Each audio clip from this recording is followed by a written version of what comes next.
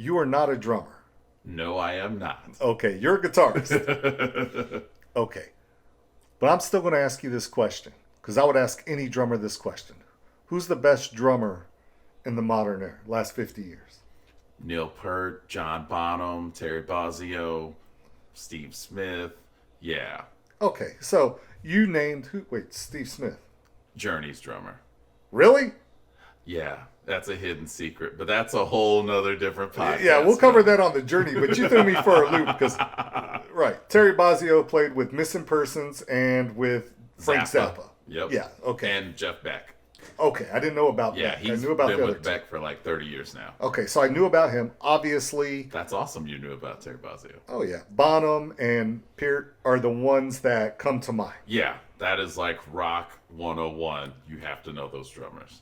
And the reason I ask that is because, for my money, one of the most amazing percussionists slash drummers that I've ever seen, not personally live, but seen play live, Yes. Sheila E. Oh, yeah. I was shocked. Hands down, brother. Hands down. Look, man, the song we're talking about today, "The Glamorous Life" by Sheila E. We first encountered this song when MTV was blowing up in the mid '80s. Yeah. I mean, well, grown folk, you remember this. As far as our kids out there, MTV, though it's been around for almost 40 years, they only played videos for like 12 of those 40 years. Yeah. And this The was first during 12, that, right. Yeah, the first Yeah. 12. This was during that prime. Right, but seriously, man, 1984, this song's released. And the song was written by Prince. If you could not hear that, now you know. Right. And Prince gave so many songs, or his songs were covered by so many popular acts, that you didn't know that they were Prince songs until you knew. Yeah. Right? Yeah, some of them you're like, wow. But once it's pointed out to you, you Like, realize, oh, yeah, that's a snap. Prince song. And others like this one, his name's just all over this one. Right. Sheila E., the reason we bring up drummers is because she's a percussionist from music royalty. Talk about her family. Yeah. Sheila E.'s father was Carlos Santana's early percussionist. If you look at the 60s footage of Carlos Santana, Yep. maybe even up to like the early 80s. And that's Pete Escobedo. Exactly. That's her dad, Pete. Now, to bring this story back home to us in Texas, her uncle is a acclaimed singer-songwriter who lives here, Alejandro Escobedo. And, well, I'm just going to throw it out there now. Her godfather, Tito Puente. Remember that name because we're going to get back to it.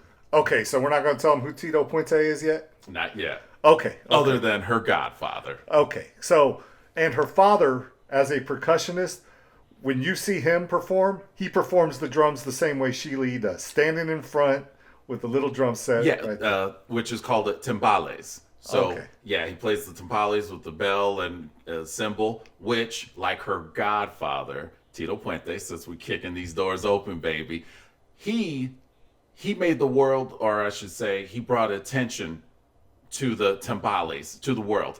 When you see old footage of a timbale player, matter of fact, Carlos Santana covered Oye Como Va, Right. Tito Puente's song. Got it. Okay, so it's all incestuous, man. Yeah. And I really am surprised that she doesn't get mentioned more often with the great drummers. I'm sure if you go to Drummer Magazine, is there a Drummer Magazine? Drum World. Drum World, okay. You go to Drum World Magazine, I'm sure she's in the list. Oh, yeah. You go to Rolling Stone, she's in the list. Yeah, I would say people like us who just grew up listening to this song and not, or learning and actually hearing it and listening later in age and realizing, oh, snap, there's a force to be reckoned with here on this song. Right. And I think back then, impressionable young minds, it almost felt like a gimmick. And I say that, it sounds like an insult, but it's just how you perceive it when you're a child. Yeah, because, come on, we were 10.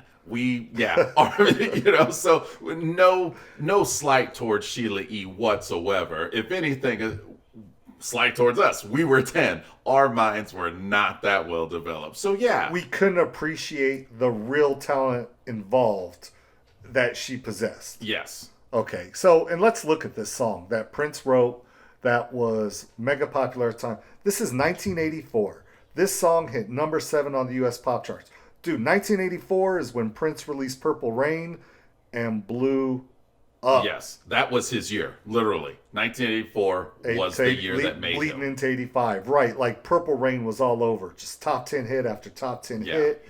Just, you could not escape Prince's influence. Over the next few years, man, we've talked about them. The Bangles, Shaka Khan, Sheila E., Sinead O'Connor, Stevie Nicks was Stand Back. Prince was writing music for himself and for others that just became hits. Yeah. There's a reason why he is an icon, and it's this period in the mid-'80s. And Sheila E. benefited from that because not only did she break out as a solo artist thanks to Prince, she also performed with Prince on and off for the next 40 years. Until his pretty passing. much till the end, till he 30 died. years. Yeah. And so to go back to her prowess and her skill, her top level musicianship. So she performed and toured with him, and they would perform. She would come, he had the opportunity for her to come and perform and do her songs. She was on the drum set. She is a monster on the kit.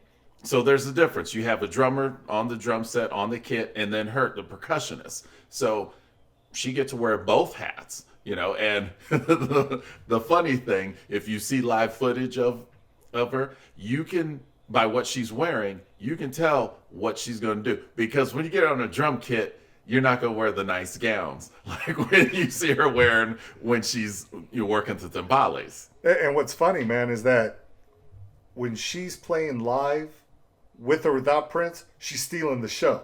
Her drum solos and her performance was often the show stealer, man. That was what people would talk about the next day. To me, this is all new. And I say new like last 20 years new. Because I didn't appreciate it as a kid when we were seeing Sheila E. climb the charts with this hit album and this hit song. Oh, yeah. And as we are, what do you call it, fanboying out on Sheila E. Absolutely. We'll do it for the next 30 minutes. One thing I want to point out, in pop culture, as timbale players that are outside of the world of jazz, actually pop culture that, people recognize, there was her godfather, Tito Puente, at the movie The Mambo Kings, loosely based off, and her. Think about that. Yeah. Nate, because I'm a musician, I've played with maybe 2 timbale, actual percussionist timbale players, in my few decades. And those are 2 that, like I said, household names, pop culture wise, that people can name in the past 50 years. Right. And look, we brought up MTV earlier, right? Yeah. My first exposure to this song was on MTV. Okay. That big video hit of hers. And you get to see her in the video playing the what? Timbales. The timbales as she's singing the song. And the video has 2 parts to it. It has the live performance of the band. Not live, but Yeah, the band choreographed performance. Performing. And then it has the part where she's stepping out of the car with the fur coat on, Night in the Town, Night of Passion. They walk into a building that has those cheesy 80s graphics with flames in the background. Yes. Okay. But it was kind of funny watching the actual video because you can tell she's got skills. Like, she is showcasing her drumming skills in the video. But as a 10-year-old kid, I'm thinking about her in that fur coat. Oh, yeah. Yeah, because, again, we were 10. And, our minds worked. They didn't really work, but they worked much different than the now. And watching that video, the first thing that comes to mind is, man, she is hitting that cowbell. Oh, yeah, the rhythm she's keeping on that cowbell. And matter of fact, we've talked about that leading up to this, about, wow, I want to see some live footage, because I'm sure now she's able to keep that rhythm on the cowbell and sing at the same time. And for anybody out there, because Ken and I already did the homework, watch live footage of her play on YouTube. Legitimately play on YouTube. Like, she is great. Yeah. And you know what? Okay, so I'm slow. You are Light slow. bulb just went off. Yes, this is nothing new. So she started her career as the percussionist in George Duke's band. And Who's that? so the 70s, George Duke had some, R&B, I wouldn't say hits, but he was doing the R&B thing. I know he did an album with Stanley Clarke, who's a awesome bassist. But all that. George Duke also played with Frank Zappa. Just to give you an idea of his musical prowess, he played with Frank Zappa. Terry Bozzio played with Frank Zappa. If you're playing with Frank Zappa, if you're associated with Frank Zappa, you are no musical slouch. Right. So it makes sense now that Sheila E. is the monster that she is, since she pretty much started out with Titans, coming from the musical family, George Duke, Prince. Yeah, that's pretty much all she knows, man. That's good enough, man. Now, let's go back to the song here. So, if you were like Ken and I, you saw the 4-minute version, which is Sheila singing the song in that video, playing a little bit of the drums, timbales, doing her choreographed dancing with her new wave band in the video. But if you bought the album, The Glamorous Life, you were opened up to a 9-minute version of this song. Yes. Which I could believe that there are times where she probably plays the 9-minute version. Oh, yeah, live. Right. And so, look, this song sounds like the 80s. It has 80s production to it. You and I have already talked extensively about it. This is definitely a dated song, sound-wise. But in this song, and I didn't know this because I can't hear him, Prince sang backup vocals in this song. Oh, okay. See, you hear it. I didn't hear it. Okay. There's also a cello player on this song. I can't hear the cello player. Yeah, the cellist I didn't hear. Cellist. Whatever, man. Cello, okay, the cello. Bassist, bass player, right? Whatever. The drummist, the drum player. But, the things that stand out musically on this song, besides her percussion playing, there's the sax solo in the song. And obviously, once you hear it, you can't unhear it. This is a Prince song. The melody and everything about it is a Prince song. The double keyboard, electric drums. And I don't know if we've mentioned this before, but the great thing about Prince writing songs that women perform is that Prince often sang in a falsetto. So it was a natural fit. So it was natural to jump from Prince to a female vocalist. So many of them at this time. But for this song, look, you can listen to the extended version, but I don't think that it does justice, because if you're going to hear Sheila E. play drums for 9 minutes, you want to watch her playing for 9 minutes. Yeah. What was that, the clip from back in the day? American Music Awards, where they turned off the lights and she had the glow sticks. Yes, watch that. Watch the 1985 American Music Awards with Sheila E. performing this song. Yes. Now, as we watched it and the lights went out, the sticks, like, oh yeah, this is totally 80s. With that said, it was phenomenal, and we would pay money to see that today. Oh, no, without a doubt. Without a doubt. There's no way. Now, when we look lyrically at this song, I think of two songs when it comes to this type of thing. Glamorous Life and Madonna's Material Girl. Okay. Women dressed in furs, being pampered, and this is the era of decadence. And excess, yes, that's right. This is the 80s. Greed is good. Greed is good, materialism. But if you look at the theme of the song, it's really a song saying you can have all these things, the money, the diamonds, the car, but without love, it ain't much. And I think that's pretty telling coming from Prince, who, sometimes he showed his depth, right? But other times the boy was just dirty.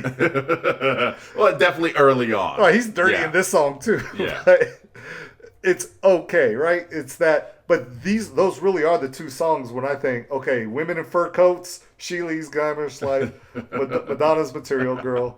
Those are the two. And now, man, you can't be wearing fur out today, man. Yeah. You know. Unless you live up in the Arctic. But yeah. Exactly. And you killed that grizzly bear with your bare hands. You know? Yeah. Hey, You ate it. yeah, exactly. So anyway, what do you think, man? Like, when all is said and done, are we going to see Sheila E., I don't want to say get the appreciation that she deserves, because I think she has.